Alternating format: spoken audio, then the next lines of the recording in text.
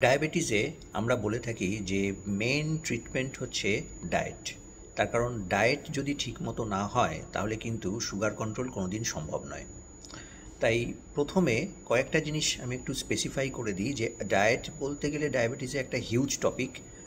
আজকে আমি শুধুমাত্র যেটা করব সেটা হচ্ছে ডায়াবেটিসে কী ধরনের কার্বোহাইড্রেট আপনারা খাবেন সেটা নিয়ে আমি একটু কথা বলি।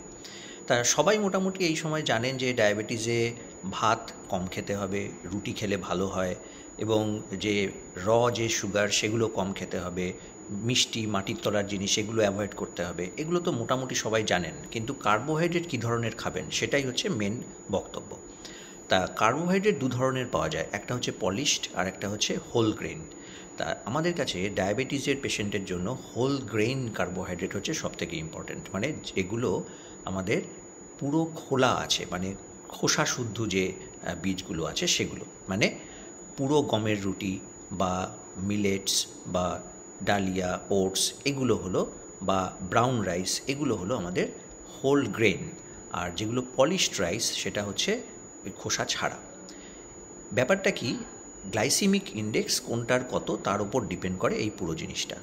দেখা গেছে যে যেগুলো পলিশড রাইস বা হোল গ্রেন নয় সেগুলো আমাদের গ্লাইসেমিক ইন্ডেক্স হঠাৎ করে বাড়িয়ে দেয়, মানে গ্লাইসেমিক ইন্ডেক্স সেগুলোর বেশি। গ্লাইসেমিক ইন্ডেক্স কি, এর আগেও আমি বিভিন্ন ভিডিওতে বলেছি যে খাবারগুলো আমাদের হঠাৎ করে সুগার পিক বাড়িয়ে দেয় সেগুলো হচ্ছে গ্লাইসেমিক ইন্ডেক্স বেশি, এবং যেগুলো আমাদের সুগার পিক কমায় সেটা হচ্ছে গ্লাইসেমিক ইন্ডেক্স কম। মানে গ্লাইসেমিক ইন্ডেক্স হচ্ছে আমাদের সুগার পিক খাওয়ার পরে কতটা বাড়ছে সেইটা।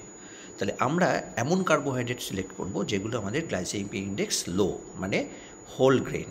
তাহলে এই জন্য আমরা প্রেফার করি ভাতের জায়গায় ব্রাউন রাইস বা হোল গ্রেন, মানে পুরো গমের রুটি বা মিলেটস বা ডালিয়া, ওটস এগুলো বা বার্লি এগুলোতে কি হয়, গ্লাইসেমিক ইন্ডেক্স অনেকটা লো থাকে।